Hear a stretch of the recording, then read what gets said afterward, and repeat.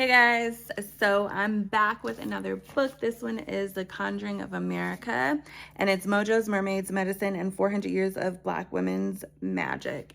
And this book was so amazing. I have read like a couple of books that like kind of take us from like the beginning of like Black history in America to like present day type thing, and this was another one of those books, but it just looked at it from the perspective of like, I want to say, yeah, women, like the Conjuring women. She refers to them as the Negro Mammy, and what was the other one? Oh my gosh, I'm probably not even gonna find it, but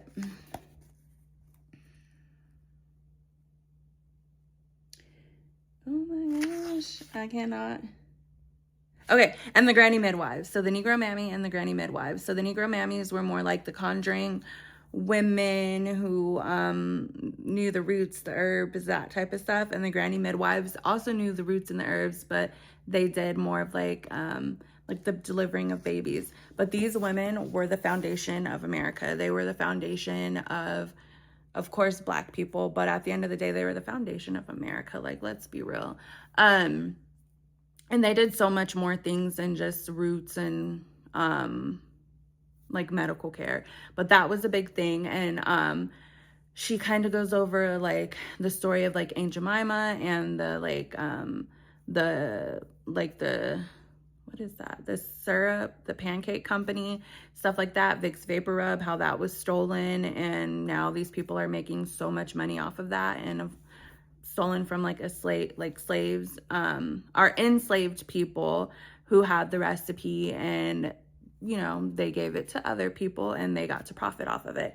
But it goes back to show like such the sadness with our stuff, and like within our history, and just like having like all these inventions and just being ahead of time, and how much these people fought to take that away. Like the medical field, you had the midwives, and you know, like the medical thing is like big business now. But if you had these people who had this knowledge, they could be helping people who can't really afford it and things like that. And they knew things and did things better than the actual like doctors and people, you know, according to these books. And I've read more than one book that stated this, but like the people wanted them. They knew it was like a more like a safer turnout, especially during childbirth, where you're having a kid and these midwives know how to deliver the baby and not have you lay on the table. They knew to have you squat, and medicines in case you rip, and just different things like that. Whereas a lot of medicine is geared toward men and what men want, and a lot of men don't care about the pain of women and things like that. And that's just unfortunate. I wouldn't as a person understand that. Maybe because I am a woman and not a man, I wouldn't understand it. I have compassion for majority of people in the world. But I just thought the book was just really beautifully written, and pretty easy to follow, and just gave a different perspective, like the woman's perspective. Because I think a lot of times when we do read like history books and stuff, it is through the lens of a man. And this was more through, I wouldn't exactly say the lens of a woman, but it talked more about women and what they brought to America and the societies, you know, at that time, which trickled down into how we are today type of thing. And so I thought it was really beautiful, and it just gave me more things to think about, and ways to look at how things went, and wonder like, how did our ancestors survive? Because there was a lot of mental exploitation, oppression, just so many things, like even more than the physical. And they always say like mental things last a lot longer than the physical. And it's just like every which way they could, they tried to just shut things down and make it difficult and hard and still, and then act as though our ancestors were just ignorant and dumb and didn't try, and all they could do was, the best they could do was be slaves and follow order and stuff, when they were leading. They were like literally leading.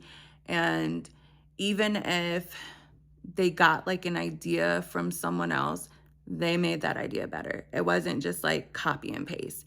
It was like, okay, I'm gonna put my own spin on it, and then it was better. And then there's jealousy, and it's so sad. And even a lot of times we forget, like we just think of like the colonizing men, and we forget about the colonizing women, and they played such a big role, in a role of jealousy and hatred and things like that. And it just, they touch on it a little, to me, a little bit in the book. I didn't see too much of it, but it's just like, wow, like they still survived it. They still made the best of what they could. They still did it. They still rose. And look at all the like people who are reaping that. Look at all of our you know, I want to say distant cousins, like as if we're all one, our distant cousins, our aunts, our uncles, who are benefiting from that and just like thriving, not just surviving, but thriving. And it's just such a beautiful thing. And so I highly recommend this book. It just came out not too long ago. And if you haven't got